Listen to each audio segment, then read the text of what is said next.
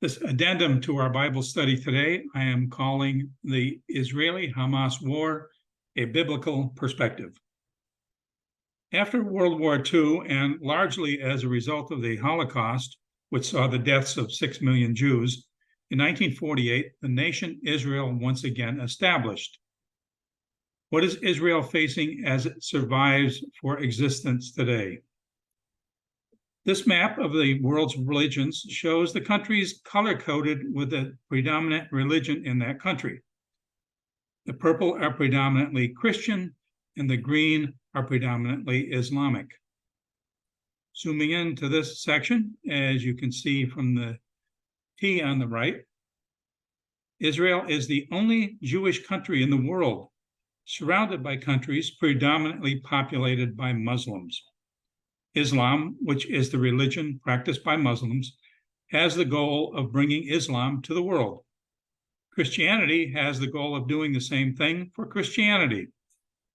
Israel, on the other hand, just wants to exist as a nation in the land that God promised would be theirs forever. Zooming in further, we can see the specific Islamic countries immediately surrounding Israel. Iraq, as we know, to the east of Israel, was the area that we went in and liberated from Saddam Hussein. The various wars with Arab countries have attempted to defeat Israel.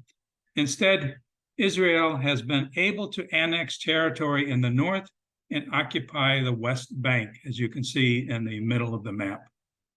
So Israel is the white area, and the West Bank is today occupied by Israel. To put this in biblical perspective, here's the map of the divided kingdom that I've been showing as we have studied the liturgical readings from the Old Testament. This area was predominantly the area that was settled by the Jewish people after Moses brought them out of slavery from Egypt around 1450 BC. The division of the northern Jewish kingdom of Israel from the southern kingdom of Judah was the result of 10 of the 12 Jewish tribes separating from the other 2 tribes and setting up their own kingdoms in 930 BC. This being the map of Israel today, by overlapping the divided kingdom of 930 BC to today's map, the modern nation of Israel is essentially the same area the Jewish people have occupied since Moses brought them out of Egypt 3,500 years ago. Zooming into this section, the red line is the border of Israel today. Notice the name on the map from 930 BC, Philistia.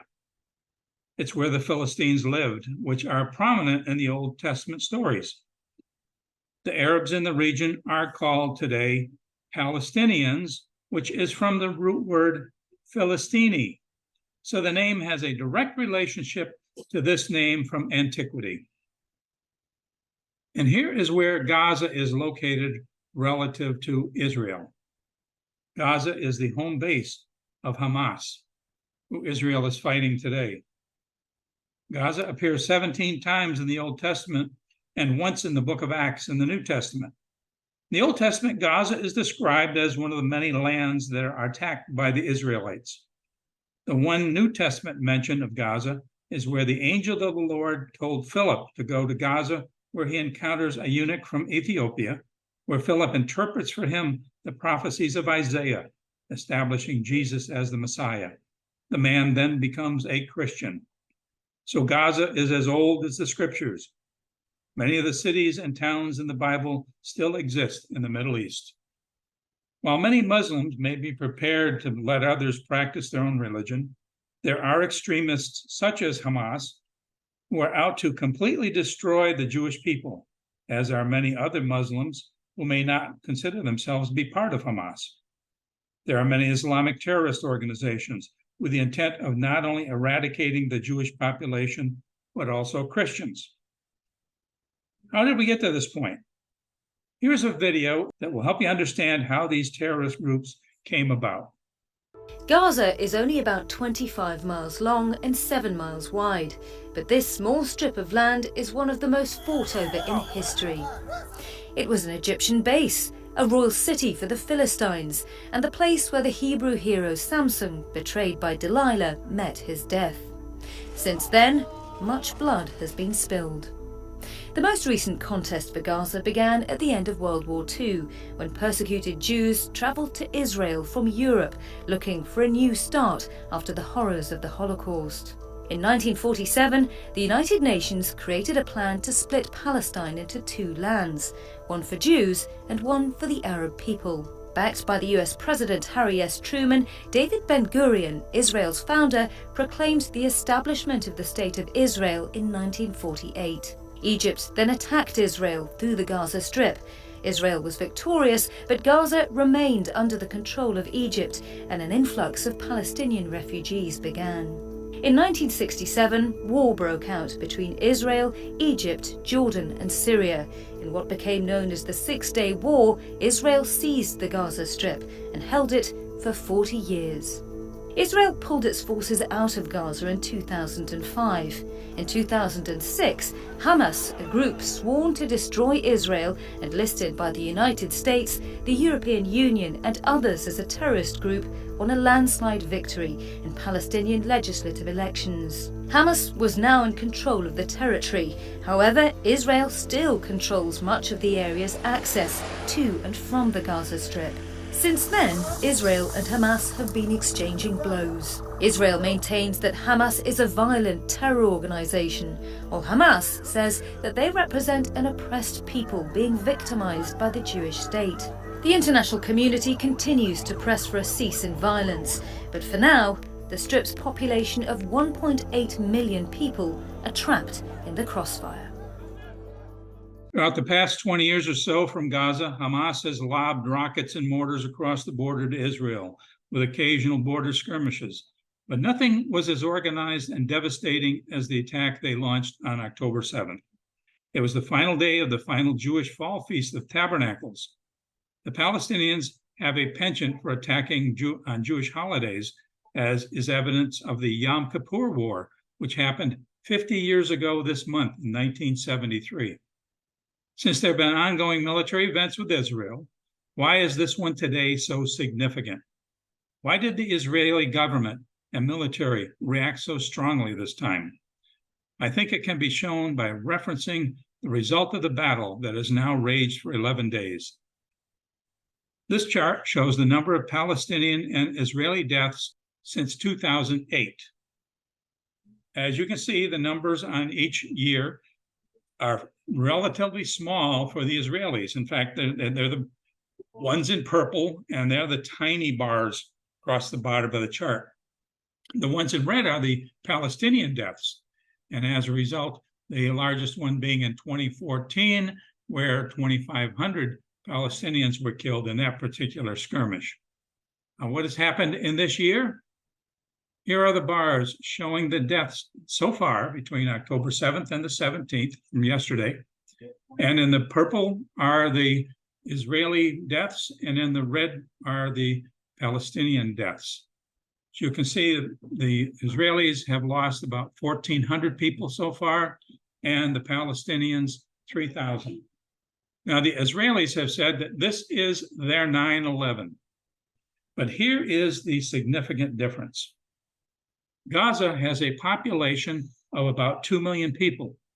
Israel has a population of about 10 million. If you look at the proportion of deaths to the population and relate that to the population of the United States, then 3,000 Palestinian deaths would equal 250,000 Americans. That's the percentage of people in Gaza that have died as a result of this particular war. As far as the Israelis go, if the proportion were equated to the American population, 1,400 Israeli deaths would equal 46,000 Americans. So that's why this is such a big deal in Israel and why they are determined to eradicate Hamas. And that's what their intent is now. So what's going to happen next? As I've monitored these events for the last week and a half, most of the experts on the Middle East believe we're at a point where this may escalate into a wider war. In fact, it looked like there might have been an easement of the war, as just before President Biden was on his way to Israel yesterday, a missile went into a hospital in Gaza, and it ended up killing at least 300 people. Hamas blamed Israel for it, and Israel blamed Hamas. But United States intelligence reported today that through the drone videos that have been taken from the overhead of the hospital, that they've been able to determine that it was a misguided missile from one of the local terrorist groups within the Gaza Strip itself that caused the explosion. In any case, President Biden was scheduled to announce that there was going to be a hostage release agreement being made. But when the hospital was blown up, Hamas called off any kind of agreement of this kind. So now we're looking to see what's going to happen.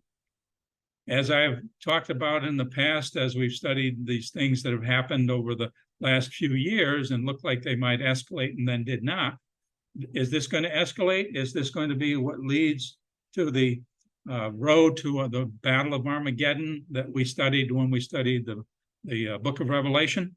We don't know, but we are told to watch and pray. When Jesus taught about the end of the world, he talked about the fact that you know how to read the signs of the times, and that before this generation passes, that the end would come. Now, what is a generation? Well, a generation is generally considered by biblical scholars as being about 70 years.